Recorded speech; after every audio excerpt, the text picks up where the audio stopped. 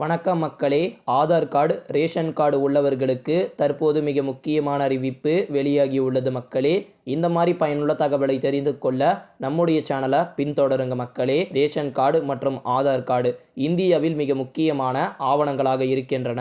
Ration card இருந்தால் மட்டுமே நியாய விலை கடைகளுக்கு கிடைக்கும் பொருட்களினால் அரிசி, சர்க்கரை போன்றவற்றை மலிவு விலையில் மானிய விலையிலும் பெற முடியும் மக்களே.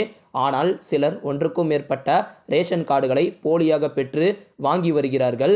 இதனை சரி செய்யும் விதமாக அரசு ஆதார் அட்டையுடன் உங்களுடைய ரேஷன் கார்டை இணைக்க உத்தரவிட்டிருக்கிறாங்க. ஆதார் கார்டையும் ரேஷன் கார்டையும் இணைக்க வேண்டும் என்று பல மாநிலங்கள் எச்சரிக்கை விடுத்திருக்கிறாங்க. ரேஷன் அட்டையும் ஆதார் அட்டையும் இணைப்பதன் மூலமாக பல ரேஷன் கார்டுகள் மோசடியாக பெறும் நபர்களை கண்டுபிடிக்க முடியும் என்பதற்காக இந்த ஒரு நடவடிக்கை எடுக்கப்பட்டிருக்கிறது மக்களே. சரி, ஆதார் கார்டு, ரேஷன் கார்டு எவ்வாறு இணைக்க வேண்டும் என்பதை பார்த்து விடலாம்.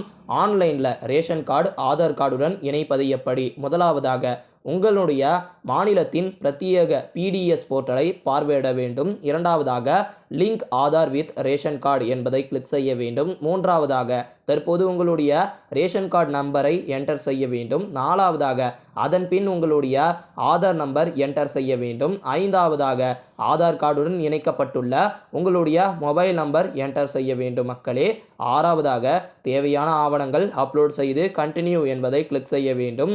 ஏழாவதாக அதன் பிறகு உங்களுடைய மொபைல் நம்பருக்கு ஒரு ஓடிபி அனுப்பப்படும். ஓடிபி என்டர் செய்ததும் உங்களுடைய ரேஷன் கார்டுடன் ஆதார் கார்டு இணைக்க சப்மிட் என்பதை செய்ய வேண்டும் மக்களே.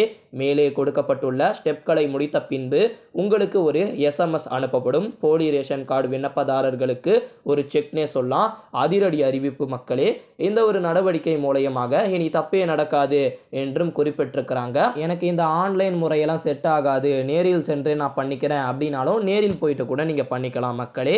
அது எப்படி அப்படின்னு கேட்டிங்கன்னா அதற்கான வீடியோவும் நான் தனியாக மேக் பண்ணி போடுறேன். மறக்காமல் கீழே கருத்து தெரிவிக்கிறதுல ஆதார் கார்டு, ரேஷன் கார்டு எப்படி இணைப்பது அப்படின்னு போடுங்க. நன்றி மக்களே.